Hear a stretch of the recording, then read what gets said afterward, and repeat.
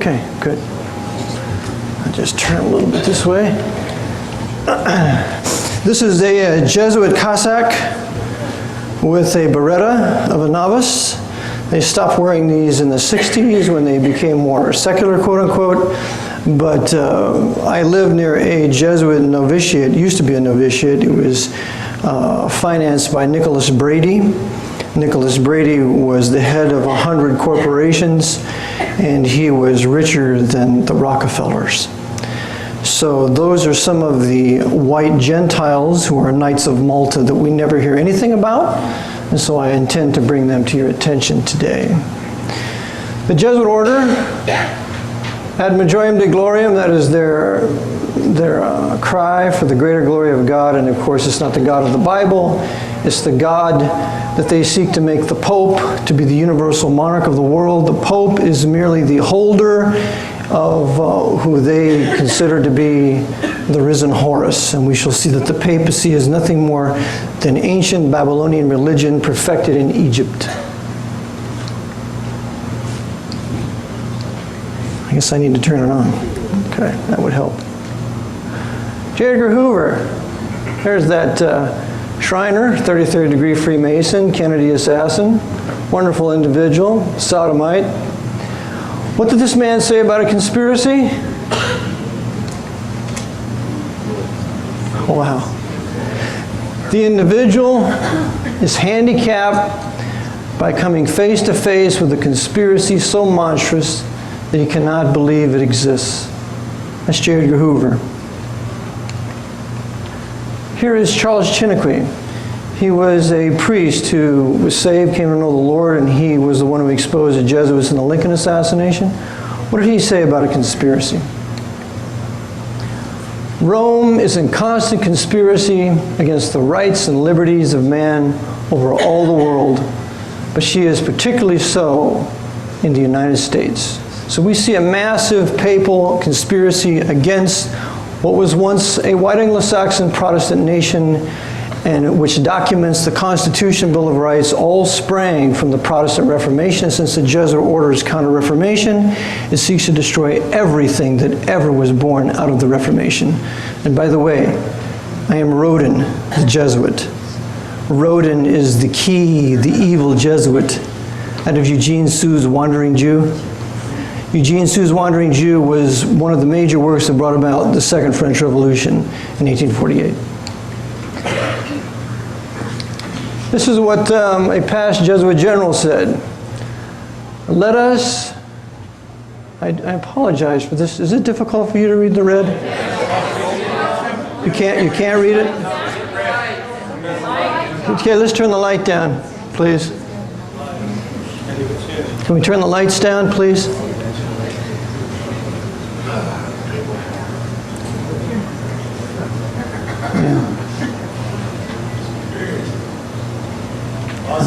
Focus. Yeah, the focus is... No, it's soft. It's going through a scan converter. Okay.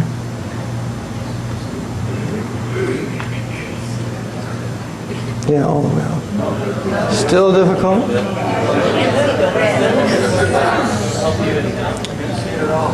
Can't see it at all. Well... You can't have red on blue. Okay. Well, then I'll hit the high point for you. And by the way, this will be available for you later if you wish to purchase this for yourselves for your own historical reference. Okay. The only other option would be for you to read it right off your laptop. Okay. Well, You want to do it? They have to video. that's okay. I want red, always bad. Okay. Well, I will say this, that the Jesuit general wants to have an empire of the world. So here we have the absolute proof that the Jesuit order is out for a one world government. To deny it is to deny history. To deny it is to deny the very words of the Jesuits themselves. So what is this nonsense that we're conspiratorial historians? Are you a coincidence historian? It's ridiculous. So they have said themselves they want a universal monarch under the Pope that they will control. Okay, now Luigi de Santis was a former censor of the Holy Office of the Inquisition.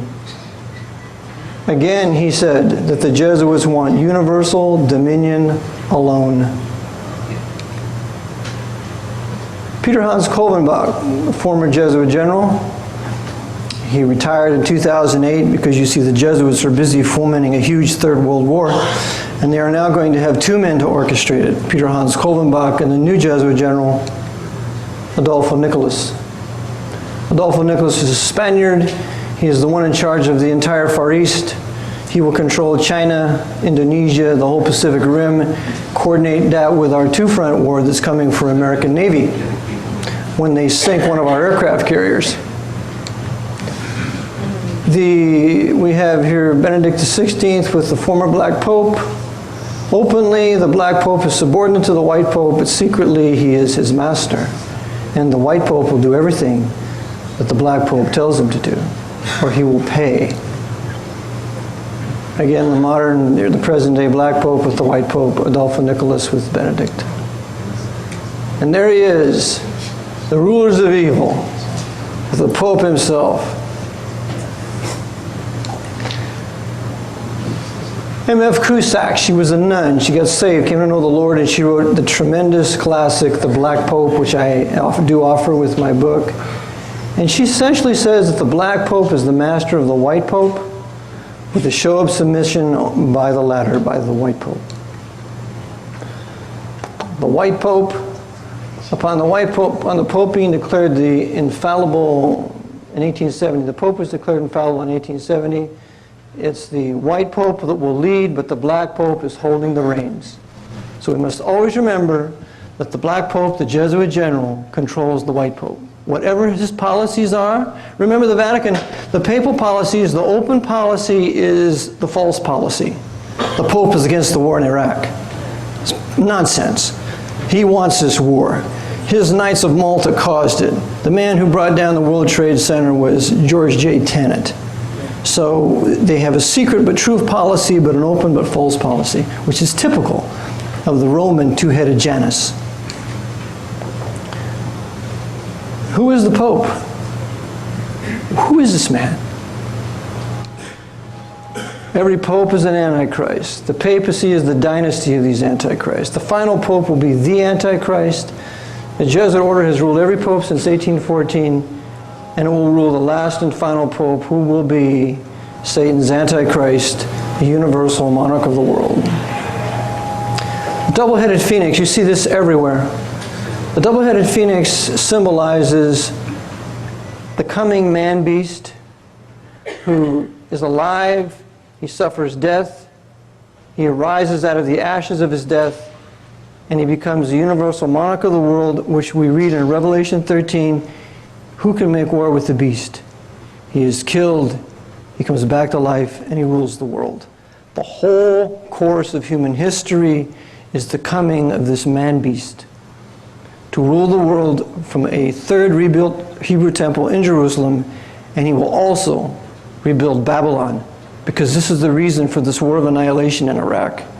It's going to be nothing but urban renewal for the next 20, 30 years. Whoever becomes president, the U.S. forces will remain in Iraq.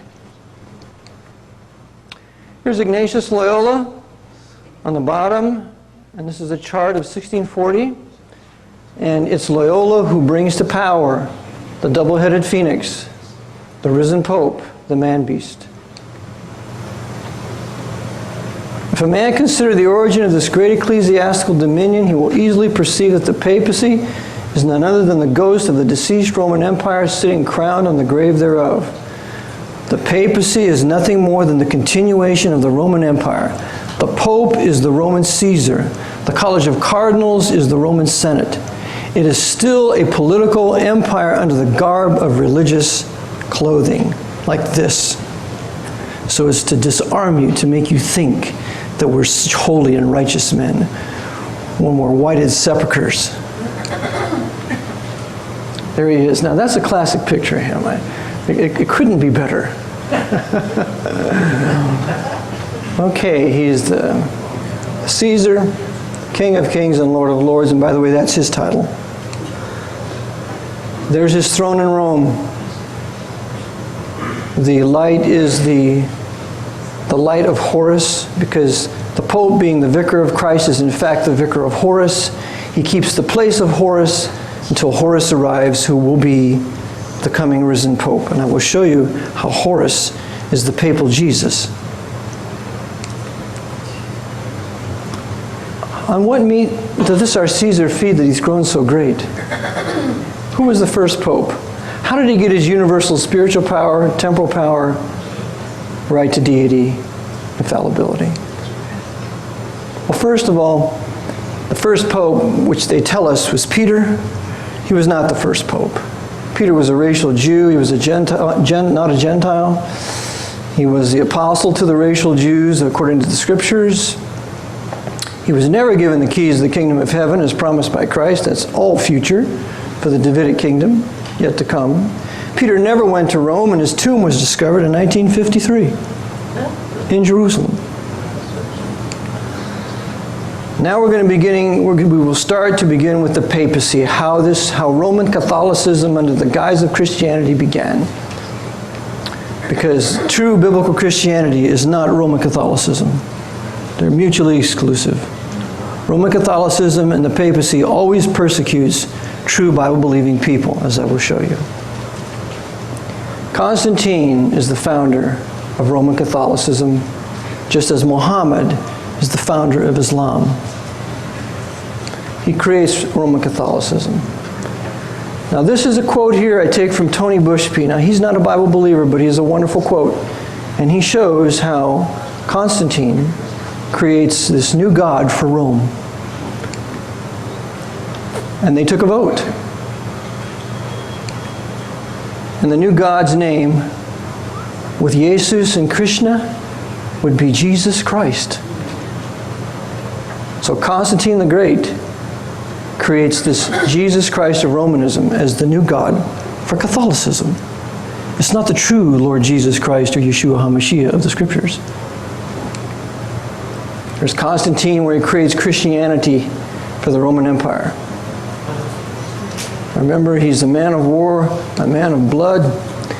Papal Roman Catholicism Christianized is really nothing more than ancient Roman paganism.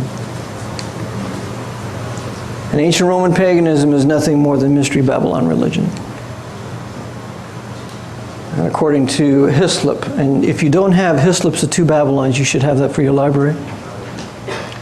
It has been known all along that popery was baptized paganism, but God is now making it manifest that the paganism which Rome has baptized is in all its essential elements the very paganism which prevailed in the ancient literal Babylon. Rome is in very deed the Babylon of the Apocalypse. Okay? Mystery Babylon religion starts after the flood. Remember, there's no idolatry before the flood. From the time of Adam to Methuselah till Noah's flood, there is no idolatry. It begins after the flood in the first city in the land of Shinar, Babylon. And it's built upon the promise of a world ruler. Well, the Lord said that he would send his seed to redeem what Adam had lost. Well, if the Lord's going to have a seed, so does the devil. Because the devil doesn't have one original idea. So he has his seed. And what happens is that a universal myth is created by Semiramis, and the myth sets forth a murdered king, reborn as a deified man-child, intended to rule the world. And the child's mother is the Virgin Queen of Heaven.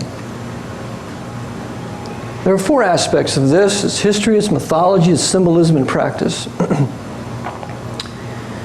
Nimrod was the worship of a deified black man. He's the priest king on his throne. He unifies all people at Babel under one world government. He's executed by the godly Shem. His wife Semiramis laments his death, and then she creates the mythology. Here's an artist's view of Tower of Babel. And remember, the Tower of Babel was composed of peoples. It was the mixing of the races that the Lord had created after the flood. The Lord created the three major races for the purpose of keeping mankind separate, lest man would unite against him as he did before the flood, when there was only one race, one landmass, and one language.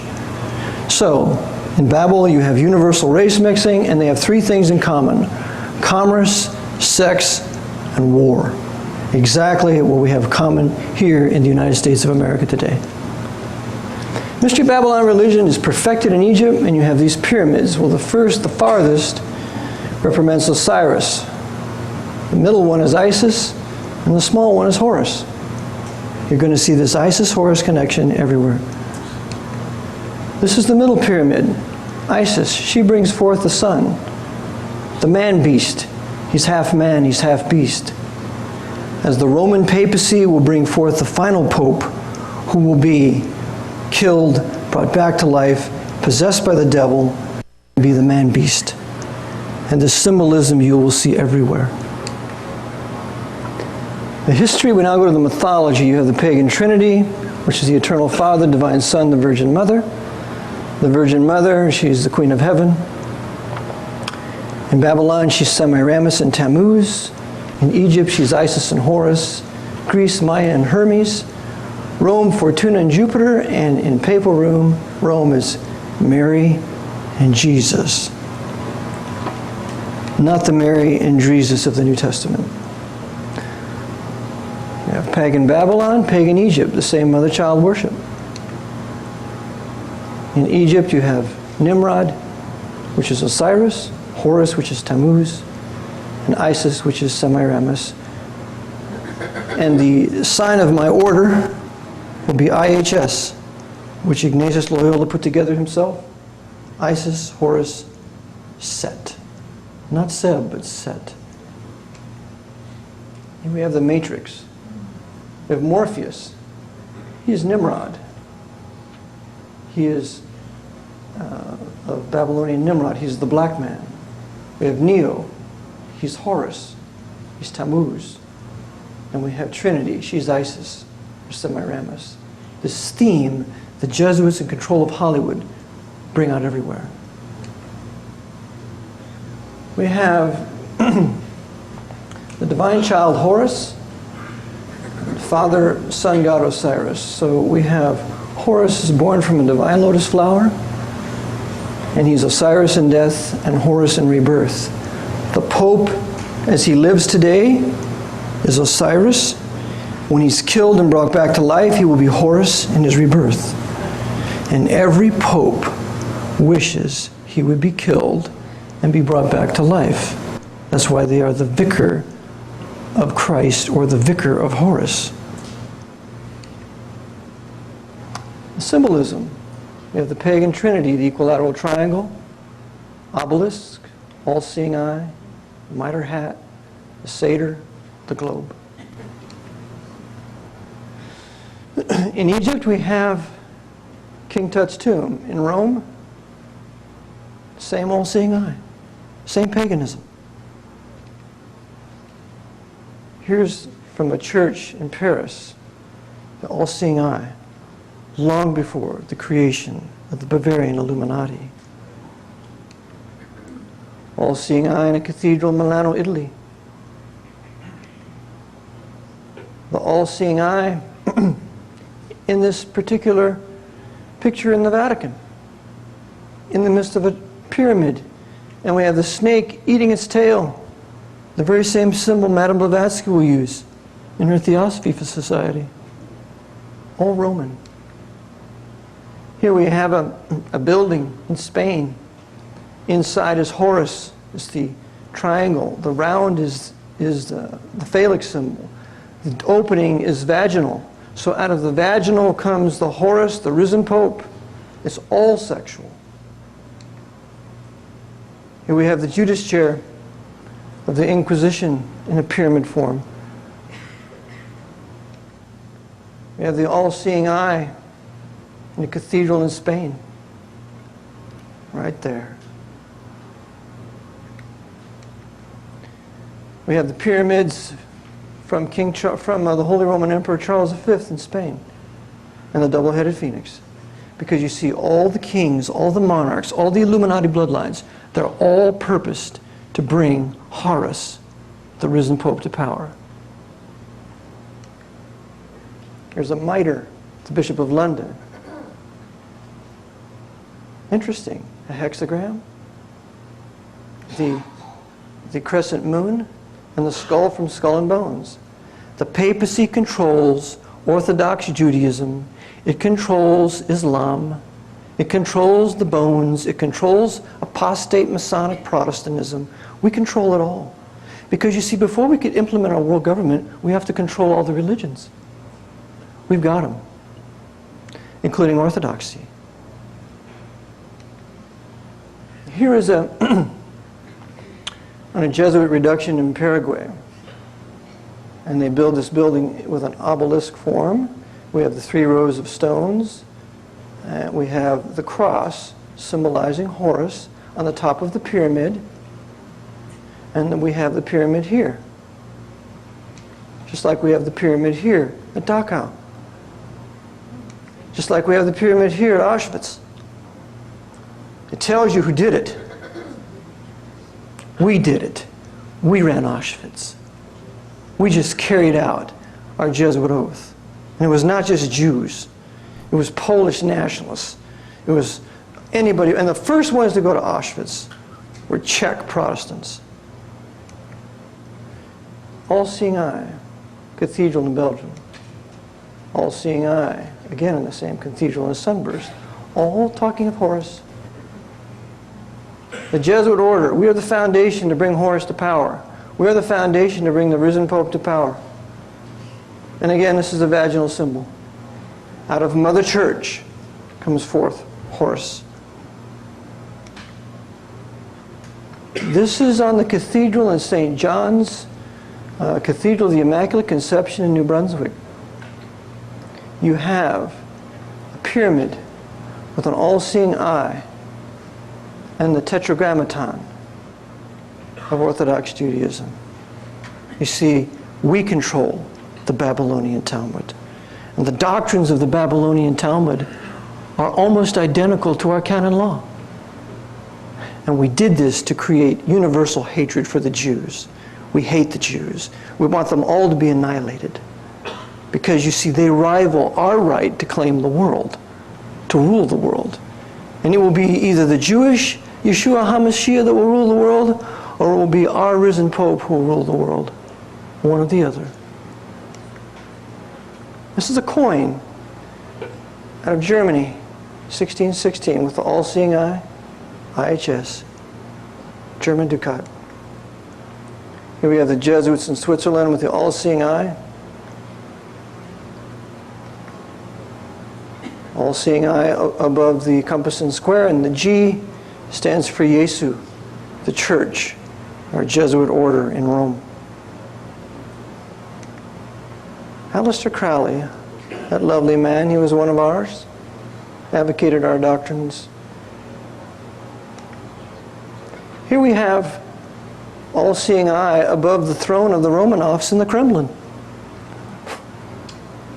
So we control the Kremlin to the Knights of Malta and the double-headed phoenix. The obelisks. These are all phallic. At the top of the obelisk is Horus. He is the consummation. This is Roman. This is Vatican. And then we have them in every capital city in the world.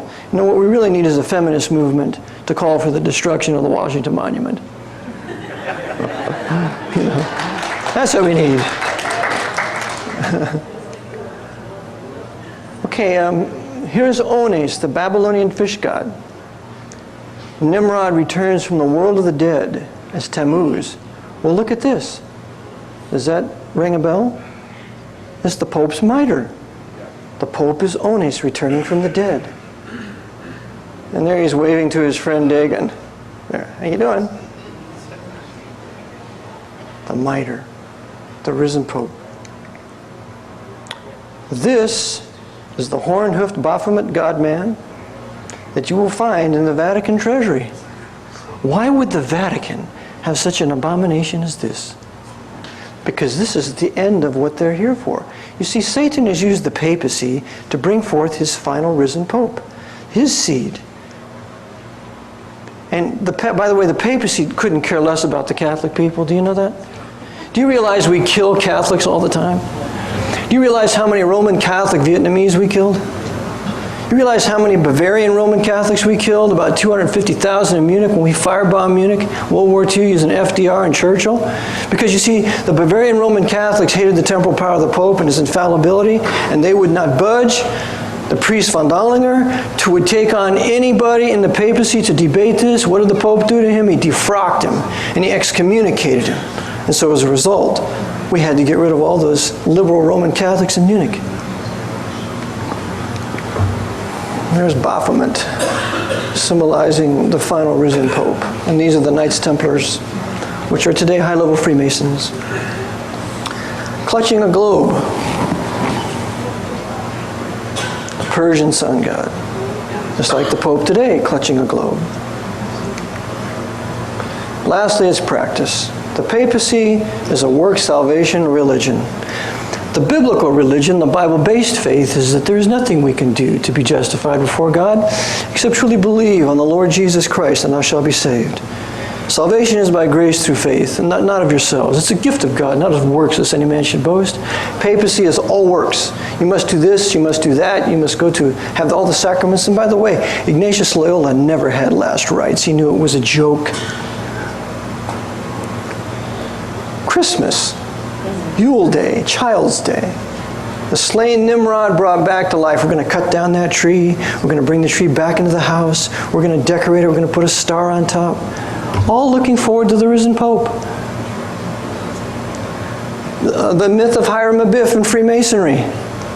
In the third degree, he's killed. The three ruffians kill Hiram Abiff. And what happens? The master mason of the lodge, he gives him the lion's paw. Because you see, Satan is a roaring lion seeking whom he may devour. He gives him the lion's paw, whispers maha bone in his ear, which is the penis. And all of a sudden, Hiram Abiff comes back to life. Because he's the risen Pope. That's who it symbolizes. The Babylonian Messiah, whose tragic death and subsequent restoration to life and glory form the cornerstone of ancient paganism, is now championed in the papacy. Well, the first bishop of Rome is Siricius. He's the first one to be called Pope. Emperor Phocas is the one who gives the spiritual power to Boniface III. So now the Pope is given the first of his two keys, his spiritual power.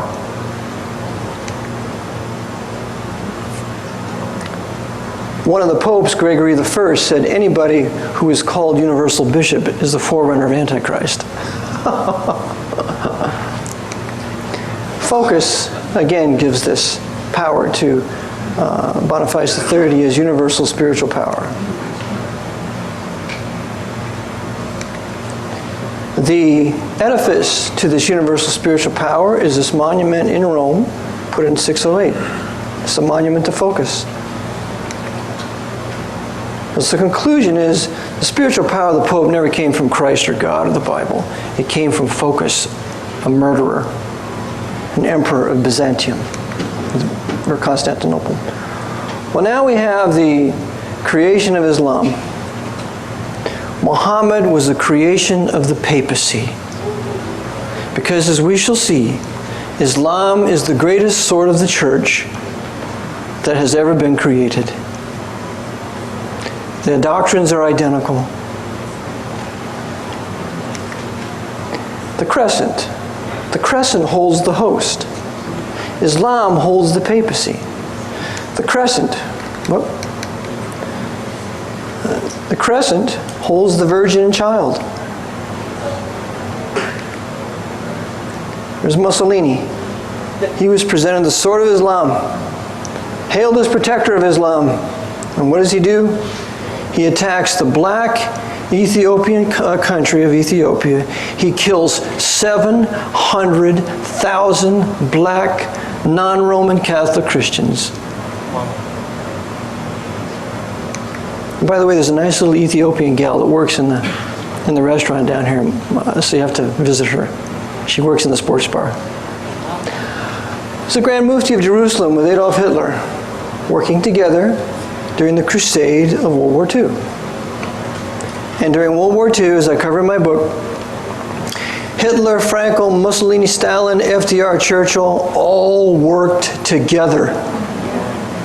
They all worked together. Just as George Bush, Tony Blair, Osama bin Laden, the Saud dynasty, they all work together. Because we Jesuits control the governments of all those countries. We control their banks. We've hoarded all the gold. All we've given those people is fake, phony, baloney currencies that's worth nothing. And to top it off, our gold isn't even collateral.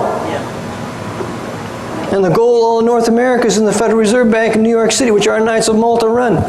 And we always put a token Jew up front to make you think that the Jews run it all.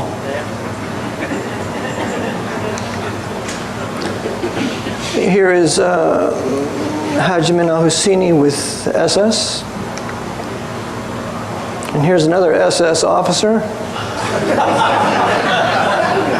with his Hajj Min al-Husseini. Working together to bring about 9/11 to justify a crusade. Okay. The deal was to eliminate the Jews and non-papal Christians out of North Africa, to protect the Augustinian monks, and to give Jerusalem to the Pope, because Jerusalem belonged to the eastern part of the empire. It did not belong to Rome. So what happens? Muhammad conquers Mecca, and we have this division of Sunni and Shia, which is very important in this crusade, and we'll get to it a little later. The sons of Ishmael and Esau are now Muslims, and they become the perfect sword of the church because according to the Bible, Ishmael is a wild man. His hand is against every man. And you couple that with Islam, you got a sword that is, well, nearly invincible. Omar the Great takes Jerusalem. I apologize for the red. That's my fault. So here's Omar. He takes Jerusalem, and he builds this abomination called the Mosque of Omar. So you see our Templars that we control. We control the Knights Templars, we control the Knights of Malta, we control all high-level Freemasonry. During this crusade, we're going to bring down the Dome of the Rock. We're going to bring down the Al-Aqsa Mosque, and we're going to blame it on you Americans, so we can incite a huge Muslim invasion into America, for which reason Fidel Castro was given Cuba, and we trained Fidel Castro for 7 years. The mosque in Medina, the mosque in Mecca, and those also are going to go up in smoke too, to unite Islam against the great Satan of the West. So, what does Islam do? It takes North Africa. And here's a classic example of the papacy using Islam to kill off its enemies. The Visigoths here were Arians. They did not believe in the papal trinity. So Islam was used to invade Spain and into southern France to neutralize the Arians. And then after they were neutralized, the papacy reconquered Spain and drove them away. This is an example how Rome uses Islam to destroy its enemies. Here's Charles Martel, the Battle of Tours, keeping Islam out of France. Here we have Islam taking all of North Africa, this area, Spain, but it doesn't take the western half of the empire, which will become Orthodox. So the Pope's going to remedy that. So by 1580, Islam is out of Spain, has taken North Africa, has destroyed the Jewish communities for the most part, Bible-believing Arabs, and absorbed Turkey and the Grecian area. Because we have to kill off all Bible-believing Christianity anywhere we can find it, and we're going to use Islam to do it. In Africa today, Islam is slowly moving down Africa. Remember, the beginning of the Inquisition against Ethiopia was World War II, and now Ethiopia is half Muslim, half Christian. Well, we're going to continue to kill off all the Christian peoples of Africa, and we are going, just like in South Africa today, as I will show, that the historic white Protestant South Africans are being killed out by the Knights of Malta, controlled by the Queen. And by the way, we control the Queen of England. We control all the monarchs. If they don't submit to us, we kill them. And we use our international intelligence community to do it. And you have to be a special person to escape our assassins.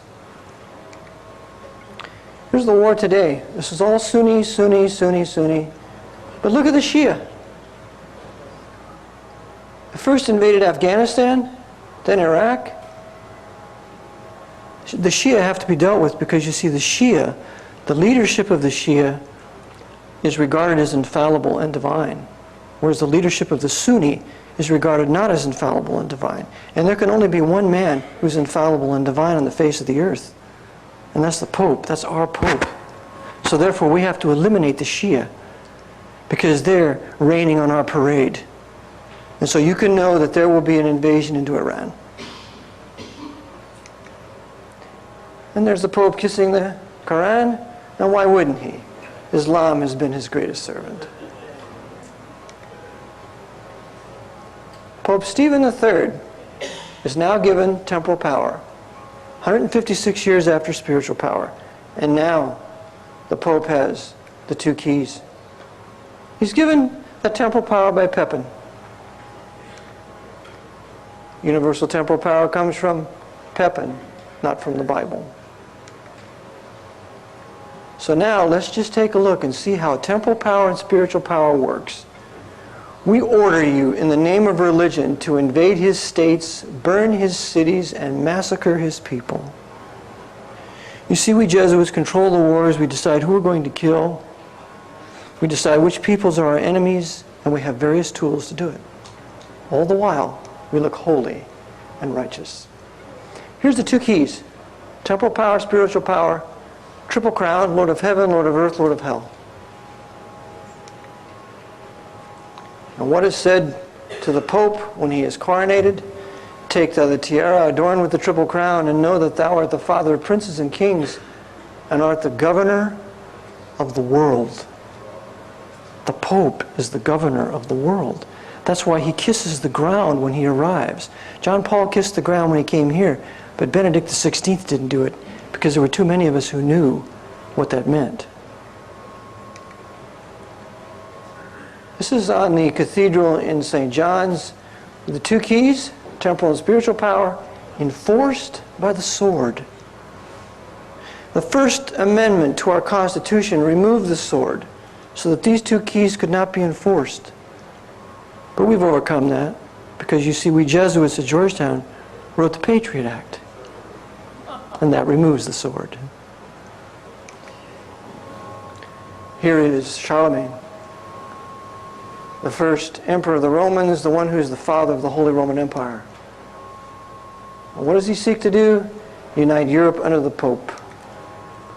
Here is Charlemagne being crowned King of the Franks on Christmas Day. Wonderful day. Now he's being forced, Charlemagne is forcing the Saxons to give up their nationalism and submit to this baptism of Rome or be put to the sword. What's the difference between Islam and Romanism? Nothing. You submit or we put you to the sword. And when we can't put you to the sword openly, we'll put you to the sword with our allopathic medical profession or our veterans hospitals. Okay? By the way, here's Hitler, here's Charlemagne and Hitler. They both possess the sword of Longimus. On Charlemagne's sarcophagus, you have Persephone. On the Capitol building, you have Persephone. On the top. And there she is, the Virgin Mary.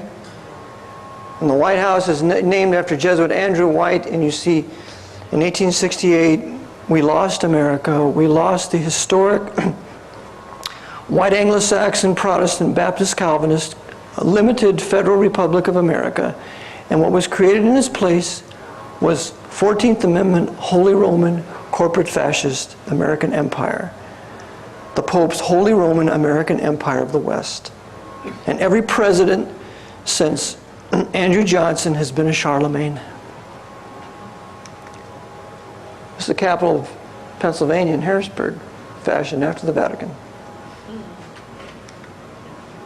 Here's the Pope facing Horus, the obelisk, yet to come. Here's the door of the papacy on St. Peter's, 666. You have two wings, two wings, two wings, a cross, cross, cross, and 6 hexagrams. Okay.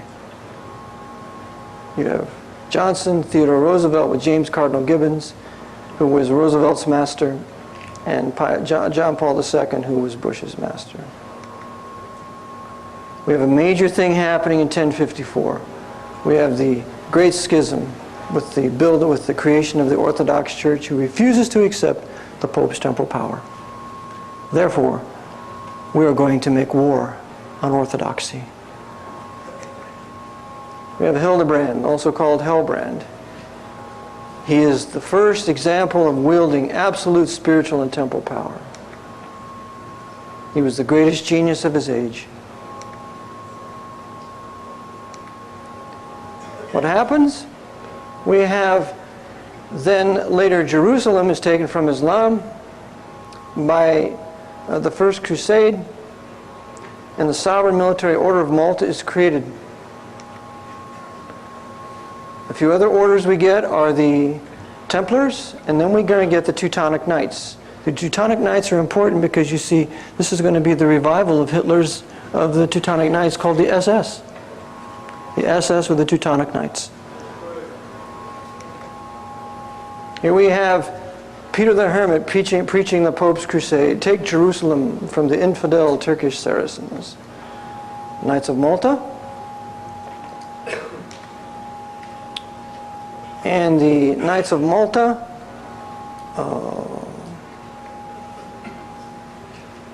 would help to bring the risen Pope to power. Here's one of their cruisers. Here's Rupert. He was the Crown Prince of Bavaria. He and Cardinal von Faulhaber bring Hitler to power. See the cross of the Knights of Malta? Blessed Gerard, quote unquote, the father of the Knights of Malta, and we have Queen Elizabeth. The entire foreign policy of the British Empire for the last 200 years has been for the benefit of the papacy. The Queen is nothing more than the vassal of the Pope. Well, they massacred the Jews, they massacred the Muslims, and they created their kingdom of Jerusalem. Just Saladin. The importance of all this, and I don't want this to be boring to you, but you can't understand the reason why Israel has been created today unless you understand the kingdom of Jerusalem. Israel today is the Pope's revived kingdom of Jerusalem. He will sacrifice the entire United States of America to preserve it. Because this is the place where the third temple has to be built for the risen horse to sit. And he will never allow it to be destroyed. So true, Israel will benefit out of this war. There will be many Jews killed. But the kingdom of Jerusalem, or Israel as we know it, will never be destroyed. Because Horus is coming. Here we have the Templars. We have the Teutonic Knights. Now notice this. It's a red background on white with a black cross. Exactly as a swastika. It's all Teutonic. And the Teutonic Knights were German. And the SS, the runic SS, was the SS in runic letters, and runes were German letters. Okay, we have the Latin Kingdom of Jerusalem established. It's destroyed in 1291. The Mamelukes kill off the Templars, kill off the remaining Catholics there. And so 500 years later, we Jesuits are going to take vengeance. You see, because we control Napoleon Bonaparte. Abbé Sieyès was one of ours. And so in this catastrophe called the invasion of Egypt, of course we're going to lose. Napoleon's going to lose, but in the process, we're going to kill every Mameluke. We're going to kill the bodyguard of the Sultan of Egypt, because it was the Mamelukes that ran out the Templars. So we're just going to take vengeance. And if we have to wait 500 years to take vengeance, we will. You have the Great Schism between Constantinople. Constantinople is regarded as the second Rome. And we will use Islam to take it. You have the Second Crusade. Pius XII would use Hitler to murder the Jews of Eurasia with the SS. And the peoples of Russia, the Orthodox peoples of Russia, with Operation Barbarossa. By the way, Operation Barbarossa was named after a crusader. It was a crusade. The man who led the Third Crusade was Frederick Barbarossa. So Hitler and Stalin are working together for the destruction of the Jews of the Pale of Settlement, as well as the destruction of the Orthodox peoples of Russia, as well as the destruction of the Lutheran peoples of Eastern Germany, from which the Reformation came. It was a wonderful synchronization of all the dictators. And this is how the history of the 20th century must be rewritten. Pope Innocent III, a real Antichrist. Well, I'm going to have to decide to read what I'm going to read and skip on because I have more to cover. Well, here's what Innocent III said: "For the Pope holdeth place not on earth, not simply of a man, but of the one true God."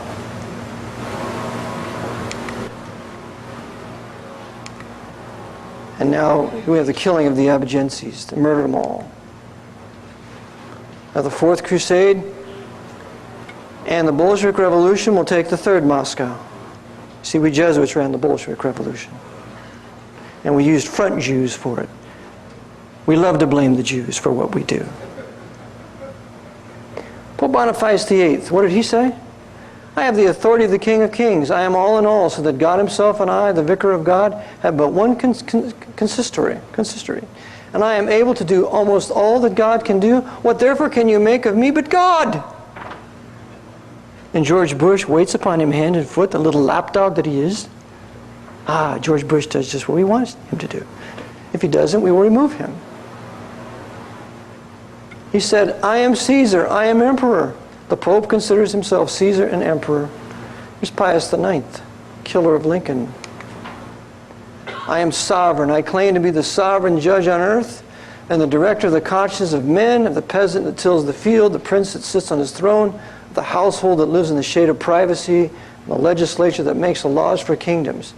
I am the sole, last, supreme judge of what is right and wrong." Now you understand what's going on in Washington? Now you understand why they don't do anything for us?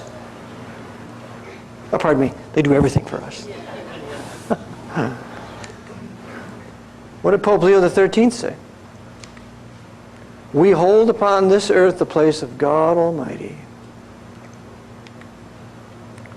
This is Cardinal Rampolla. He's a member of the OTO. Just like Aleister Crowley. He was a Secretary of State to the Pope, Leo XIII. What's this bit about Rome being against Freemasonry? Remembering that Stalin, Churchill, and Hitler, and FDR were all Masons. Here's Pius XI. What does he say? "I am Pope.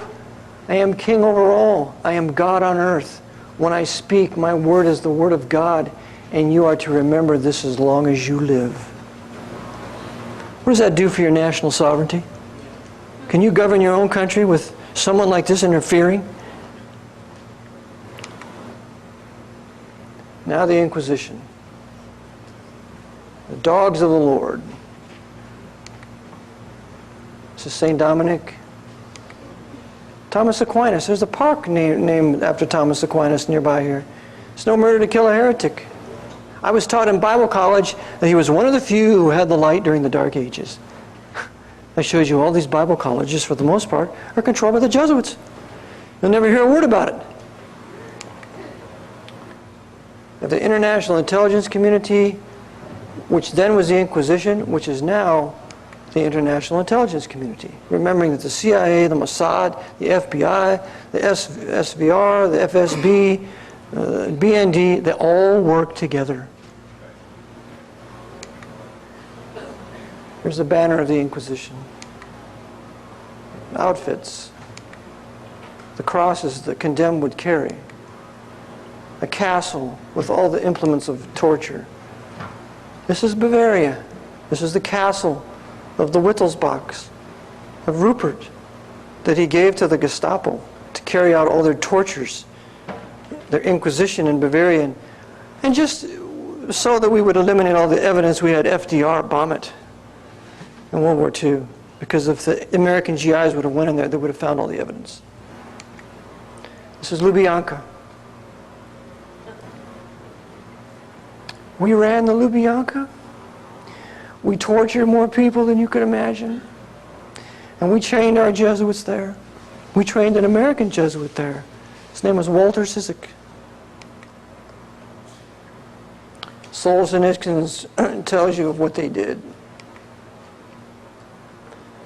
Yeah, someone's far-seeing mind planned it all. Inquisitional dungeon. Being questioned in the Inquisition. Kind of like an IRS audit. Because you see, the IRS works for us too. It's not about the money, folks. It's about the information. Because you know, the majority of you don't owe the income tax in the first place. If you don't have a federal privilege, you don't owe the tax. It's a privilege tax. That's why Title 26 is special law. Okay. Torture implements. This one was nice. They poured molten hot lead down your ears.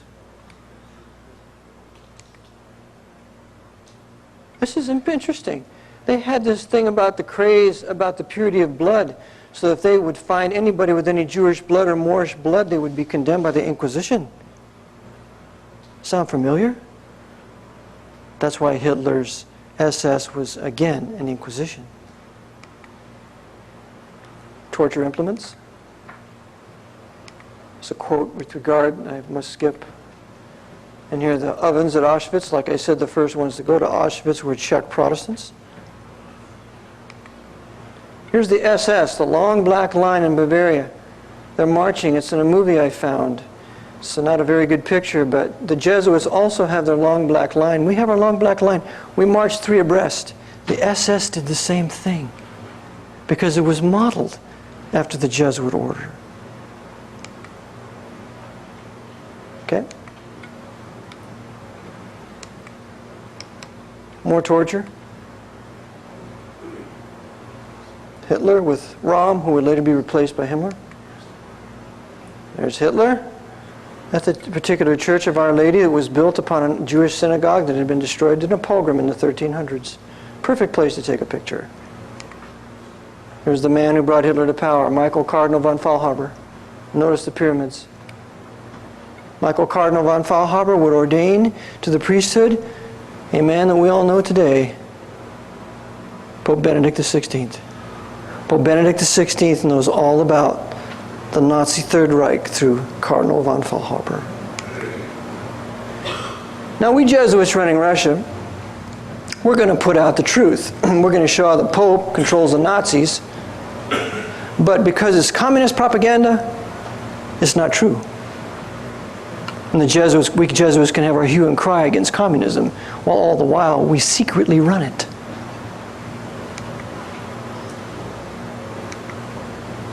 The torture, Thomas de Torquemada, more torture. Square in Madrid, they're bringing the heretics to death, and notice here, the pyramid, just like Auschwitz. Don't you know they had fun planning this for World War II? We're going to kill these heretics and liberals and nationalists all under the guise of communism and Nazism. Here we have the burning in Autos de Fe as far as India. It's international. Our Inquisition is international. And of course, we have a modern day auto de fe of these concentration camps in Germany. All autos de fe. Confess. And if she wouldn't confess, if they did not renounce their heresies and they were given the Iron Maiden, they were put inside here and the doors were closed and the points were slowly pressed into you so you could have a nice excruciating death. And here's a rendition of it. Well, the Pope's power begins to wane, and we're going to have coming the Protestant Reformation with Martin Luther. Well, here's passages of Scripture. For there's one God and one mediator between God and men, the man Christ Jesus. If that's the case, you don't need a priesthood. One sacrifice for all. If that's the case, you don't need Mass. Once forgiven, you don't need to obey the priests. And here's Luther, standing true. Here's Luther on the restoration of the Jews. And Luther on refusing to persecute the Jews. Luther never wrote on the Jews and their lies. We wrote it. To unite the Lutherans and the Catholics together against the Jews. Okay. I'm going to hurry on here because I believe I'm running out of time. Here is Henry VIII. And here's Loyola. He founds the Jesuit order under Ferdinand Isabella. He goes to Jerusalem. IHS. They bring Horus to power with the pyramid. Isis, Horus, Set. That's our symbol. 32 points. 3 more. And 1 here. 36 points. If you add them arithmetically, you come out to 666. Loyola sees the vision. Again, the triangle. This is the Jansenists. And they portrayed the Jesuits here as bringing forth Horus. And look at the owl. You seen the owl before? Seen the owl on the dollar bill? This is our Federal Reserve note. We run the Federal Reserve Bank. We put our owl on the dollar bill. Because you see, we started Bohemian Grove. The symbol of Bohemian Grove, white background, red letters, with black, just like this, just like our Templar, just like our Teutonic Knights. We run Bohemian Grove because you see, Bohemian Grove is based upon our Isis, our Virgin Mary, and we have the owls with the protectors of Isis. And here is a Bohemian Grove religious worship. The triangle, we have the bishop here, we have the Pope here, all going on in Bohemian Grove, just like Pacelli in Bamberg, just like the Pope, Triple Crown. He is the patron saint of Bohemian Grove, John Nepomuk. St. Francis Church, Old Bohemia. And of course, Bohemian Grove is only 70 miles north of San Francisco University, which telephone number used to be 666-6666.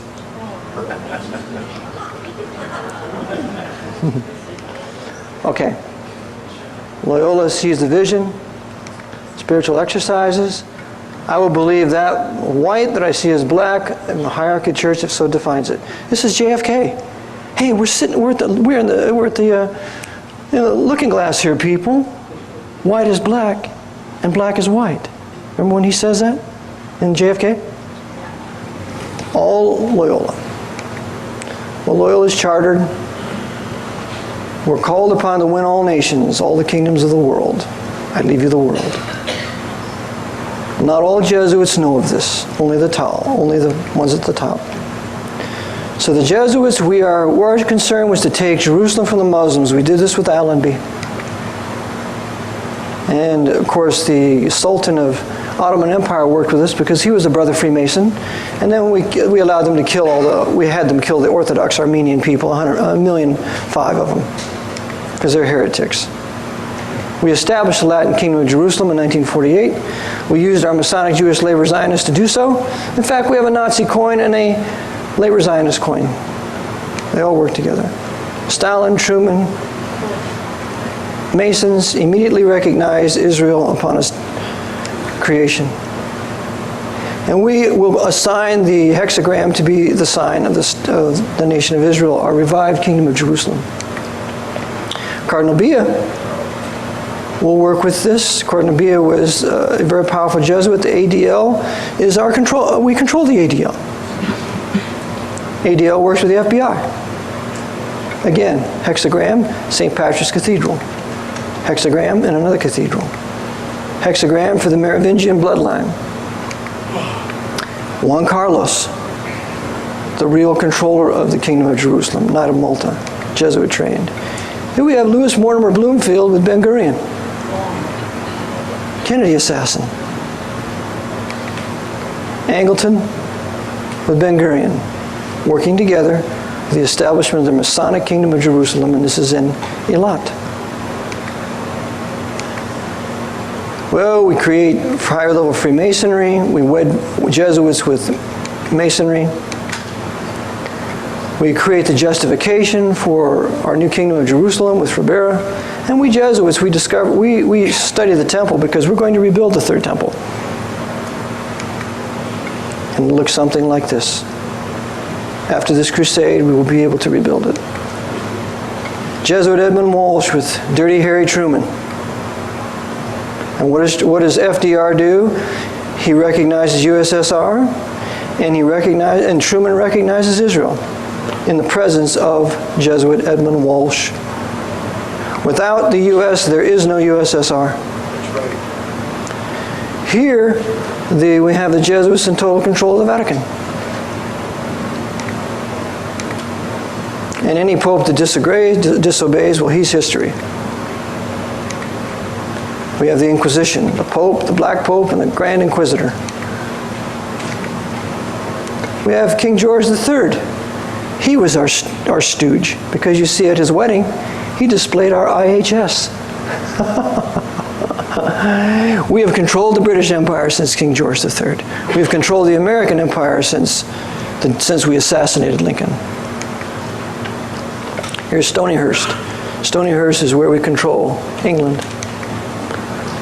We're going to start the Boer War. We're going to kill these white Anglo-Saxon Protestants out of South Africa. They're heretics. And of course, the Queen is subordinate to every pope. Idi Amin, we're going to bring Idi Amin to power.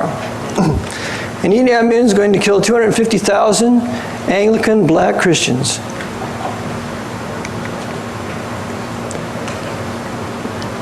Nelson Mandela, the Knight of Malta, working for the Queen, along with Robert Mugabe, killing the white Anglo-Saxon Protestants out of South Africa and Rhodesia, because you see they're a bunch of heretics and we want them all dead.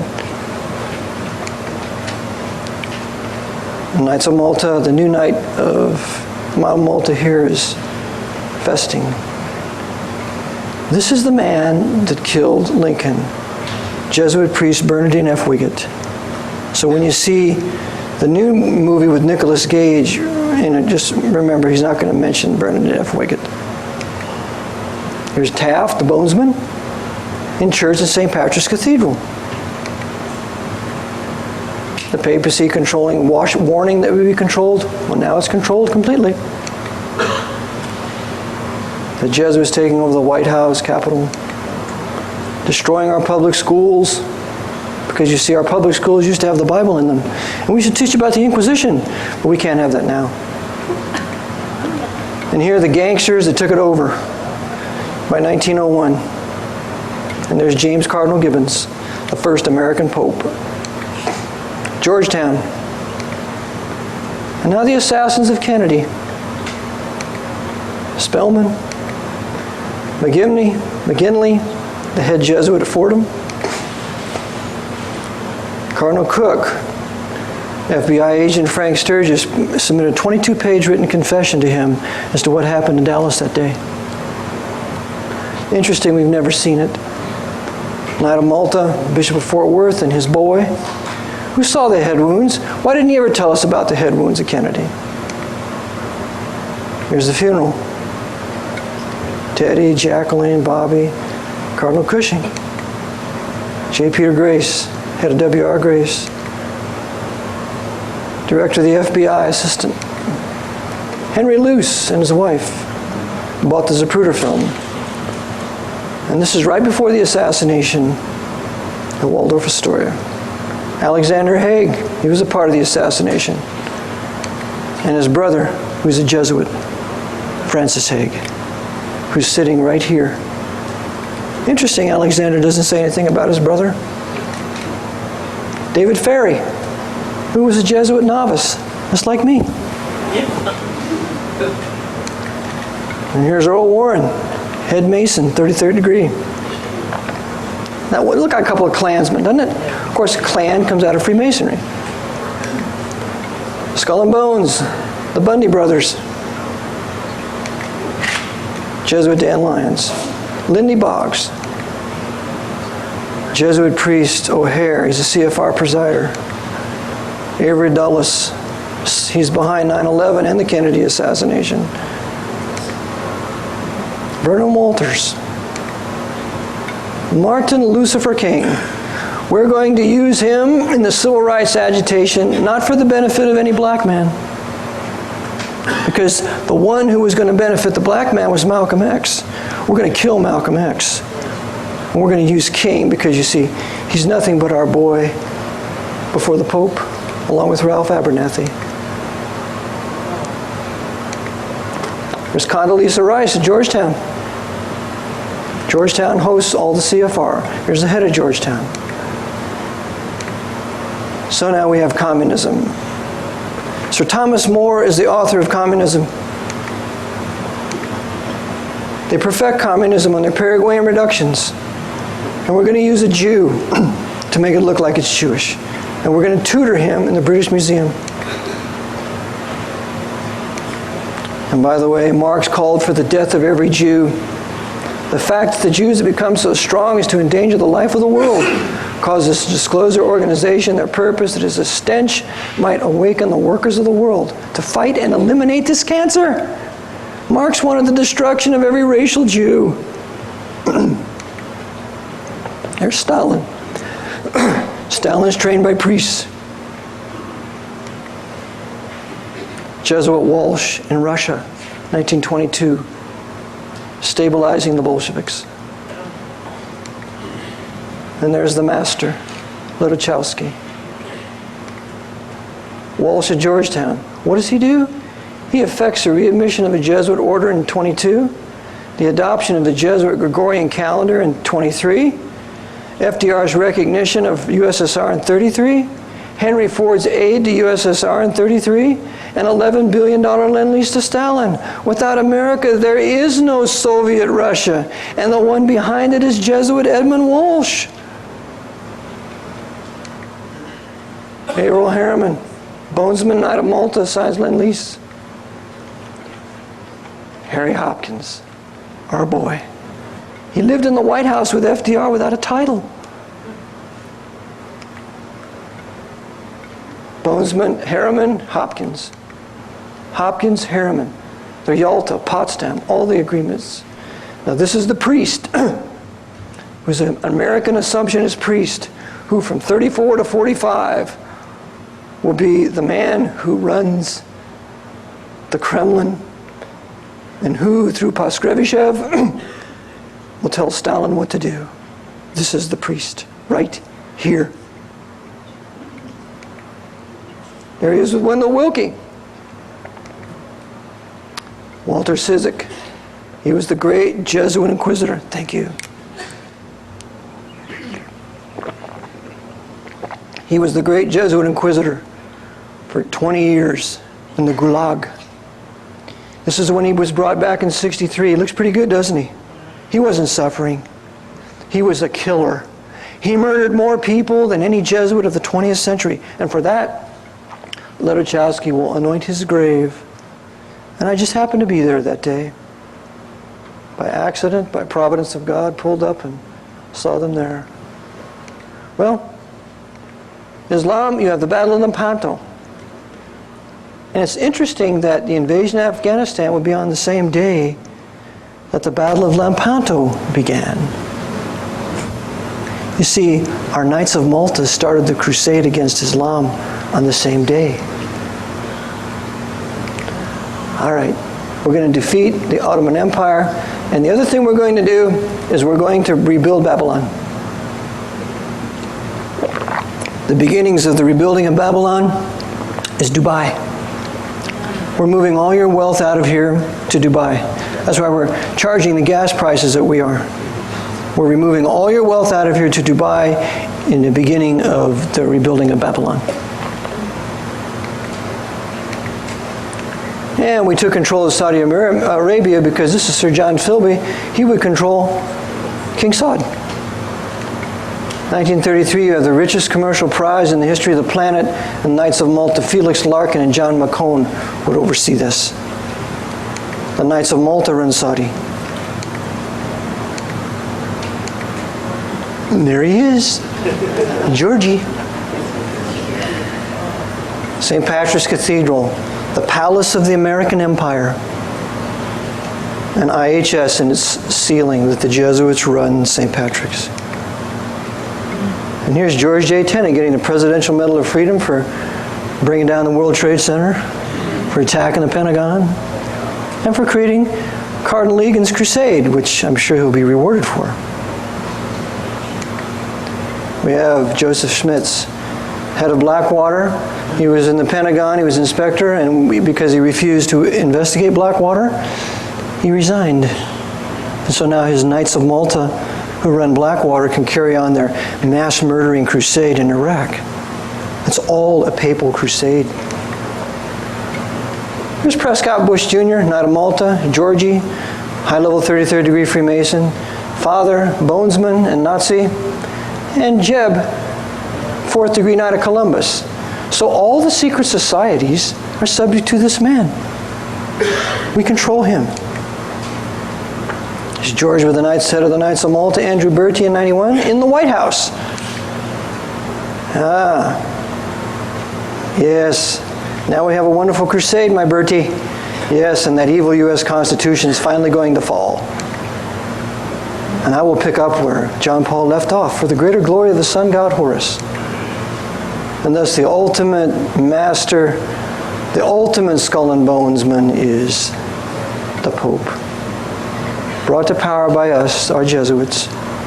And the final Pope who will be killed, brought back to life, will be the risen Pope, the man-beast, the ruler of the world for 42 months.